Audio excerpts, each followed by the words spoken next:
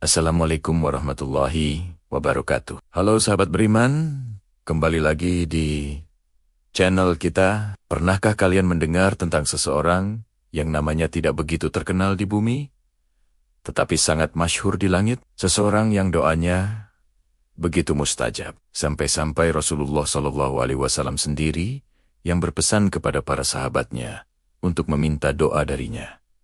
Siapakah dia? Dia adalah Uwais Al-Qarni. Kisah hidupnya adalah cerminan cinta, bakti, dan keikhlasan yang luar biasa. Mari kita selami bersama perjalanan hidupnya yang penuh inspirasi. Uwais Al-Qarni lahir dan tinggal di sebuah desa terpencil di Yaman, tepatnya di daerah Karan.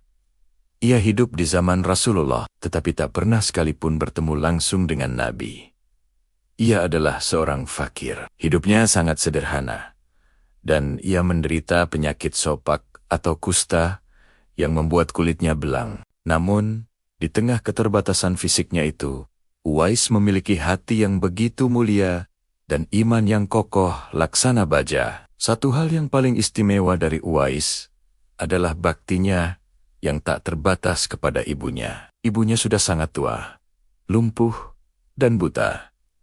Uwais merawat ibunya dengan penuh kasih sayang. Setiap hari, ia menyuapi ibunya, membersihkannya, dan memenuhi segala kebutuhannya tanpa sedikit pun keluhan. Baginya, melayani sang ibu adalah pintu menuju surga. Ia tak pernah meninggalkan ibunya sendirian. Setiap keinginan ibunya adalah perintah baginya. Inilah kunci pertama kemuliaan Uwais. Bakti yang tulus kepada orang tua. Suatu hari, sang ibu menyampaikan sebuah keinginan yang terasa mustahil. Ia berkata, "Wahai anakku, ibu sudah tua. Ibu punya satu keinginan terakhir sebelum meninggal. Ibu ingin sekali menunaikan ibadah haji ke Mekah."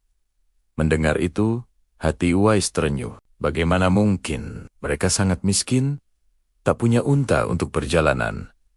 Dan jarak dari Yaman ke Mekah sangatlah jauh. Ratusan kilometer melintasi padang pasir yang panas. Apalagi, ibunya lumpuh dan tak bisa berjalan. Bagi orang biasa, ini adalah permintaan yang mustahil. Tapi tidak, bagi Uwais, keinginan ibunya adalah segalanya.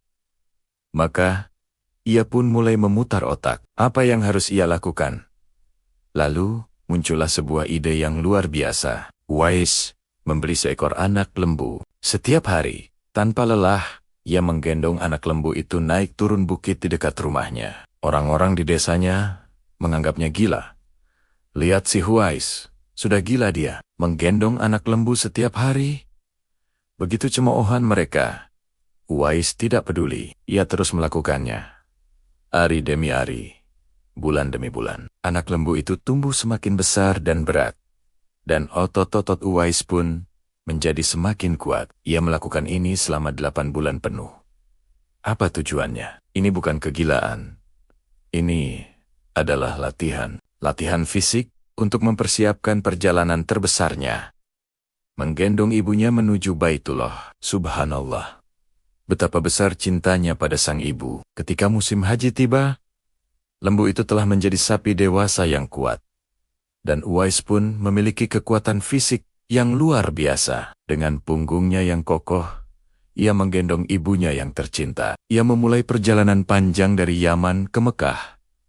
Bayangkan, berjalan kaki ratusan kilometer, melintasi gurun pasir yang terik, sambil menggendong ibunya di punggung. Panasnya matahari, dinginnya malam, dan lelahnya perjalanan, semua ia hadapi dengan sabar, demi mewujudkan impian sang ibu. Sesampainya di Mekah, Uwais dengan penuh kelembutan melaksanakan semua rukun haji bersama ibunya. Ia tawaf sambil menggendong ibunya.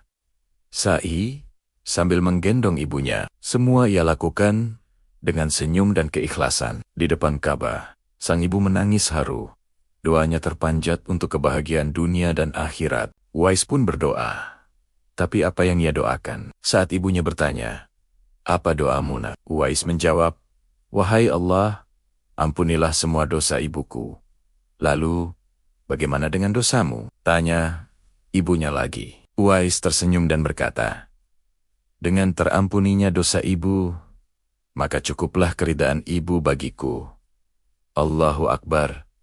Di saat semua orang berdoa untuk dirinya sendiri, Uwais justru mendoakan ampunan untuk ibunya. Inilah puncak keikhlasan dan baktinya. Setelah selesai menunaikan ibadah haji, atas izin Allah dan berkat doa tulus ibunya, penyakit sopak yang diderita Uwais sembuh. Hanya tersisa satu bulatan putih kecil di telapak tangannya, sebagai tanda pengenal yang pernah disebutkan oleh Rasulullah. Kisah kemuliaan Uwais ini sampai kepada Rasulullah melalui wahyu. Nabi Muhammad SAW bersabda kepada Umar bin Khattab dan Ali bin Abi Thalib, nanti akan datang seseorang dari Yaman bernama Uwais. Ia dari kabilah Murad, dari Karan.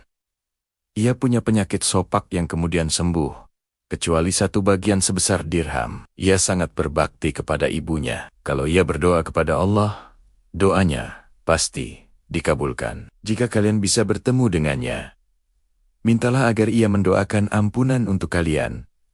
Bertahun-tahun setelah Rasulullah wafat, di masa kekhalifahan Umar bin Khattab, beliau selalu mencari Uwais. Setiap kali ada rombongan kafilah dari Yaman, Umar selalu bertanya, apakah di antara kalian ada yang bernama Uwais Al-Qarni? Tapi tak pernah ada yang mengenalnya. Uwais memang bukan orang terkenal. Hingga suatu saat, datanglah serombongan dari Yaman.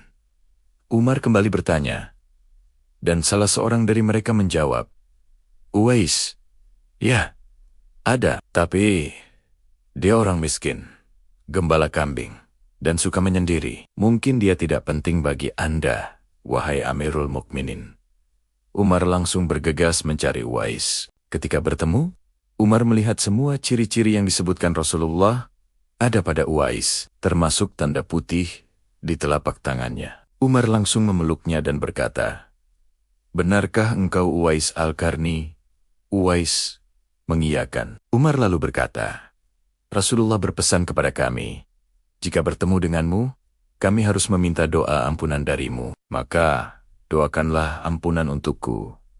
Uwais terkejut dan merasa tidak pantas. Wahai Amirul Mukminin, bagaimana mungkin aku mendoakanmu? Engkaulah sahabat Nabi yang mulia. Tapi Umar terus mendesak, mengingatkan wasiat Rasulullah. Akhirnya, dengan rendah hati, Uwais pun mendoakan ampunan untuk Umar bin Khattab dan Ali bin Abi Thalib. Setelah pertemuan itu, nama Uwais mulai dikenal.